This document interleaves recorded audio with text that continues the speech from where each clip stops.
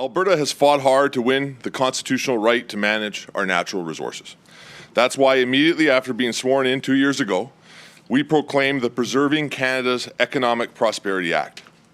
This legislation provided the Minister of Energy, if necessary, with the authority to restrict the export of crude oil, natural gas, and refined fuels from the province.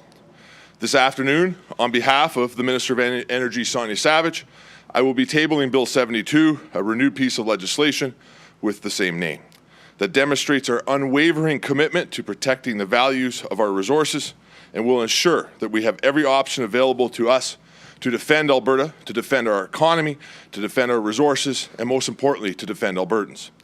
Should any other jurisdiction attempt to unconstitutionally block Alberta's energy resources, this legislation will give Alberta's democratically elected government the ability to fight back by restricting their oil and gas shipments. For Confederation to benefit all Canadians, it has to be an economic union that allows exports to happen without obstruction. The revised Act has been further strengthened from the previous version to provide greater legal protection against court challenges. Using this legislation will continue to be the final and not the first step in protecting Alberta's interests, like a fire extinguisher, which you only use in case of an emergency. This is simply a matter of ensuring we have every option available to us to defend our province's natural resources and our oil and gas industry. We will continue to seek the path of diplomacy with any and all jurisdictions. We will continue to assertively defend our economic interests and our province's energy sector. We need to make sure that this piece of legislation is as strong as possible for it to be a tool that we can use. And while we agreed with the previous government pursuing this legislation, which is why we chose to proclaim it when our government came into power, there were weaknesses with it that could become a potential problem with legal challenges.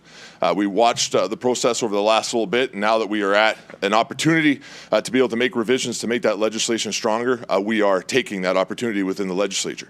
I would submit to you, no, if we are stopping the shipment of things besides just refined fuels, it can have a significant impact on other jurisdictions. And we hope that we would never have to use it, but it is our intention to make sure that Alberta's government has every tool possible, even the ones that they may not end up having to use, but every tool possible on the shelf, ready to be able to defend Albertans and to defend our hard-earned right by Peter Lougheed to be able to develop our own resources and to be able to defend the interests of this province and in particular our energy industry.